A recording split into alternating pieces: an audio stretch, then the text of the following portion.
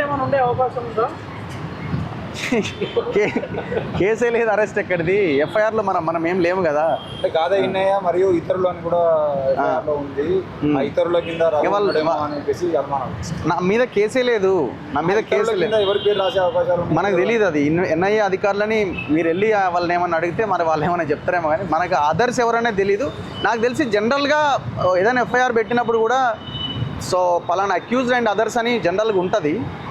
So అందులో వాళ్ళు remand case డైరీలో కూడా రకరకాలుగా పాయింట్అవుట్ చేశారు కదా, వాళ్ళతో వీళ్ళతో అని. మరి వాళ్ళ పేర్లు ఏమైనా పెడతారో మనకు తెలియదు. అది ఇన్వెస్టిగేటివ్ ఏజెన్సీస్ తీసుకోవాలి, మనకు సంబంధం లేని విషయం. అది గాదాయిని అరెస్ట్ తర్వాత జర్నలిస్ట్ రఘు అర్బన్ నక్సలైట్ ప్రచారం బలంగా జరుగుతుంది. దాని గురించి మీరేమంటారు అసలు? అంటే అర్బన్ నక్సలైట్ అంటే ఏంటి అన్నదానికి వాళ్ళు ఒక అర్థం చెప్పాలి. ఫస్ట్ మేము ఒకటే లైన్తో ఉన్నాం. మా లైన్ సింపుల్ అండ్ క్లియర్. ప్రజల కోసం మేము పనిచేస్తున్నాం, ప్రజల కోసమే మేము పనిచేస్తాం. పబ్లిక్ ఇష్యూస్ ఎక్కడ సమస్య ఉంటే అక్కడ వాలిపోతాం, అక్కడ నిలబడతాం, అక్కడ కొట్లాడే ప్రయత్నం చేస్తాం, ప్రభుత్వాల దృష్టికి తీసుకొస్తాం. ఎక్కడ వెనకడిగేసే పరిస్థితి ఉండదు.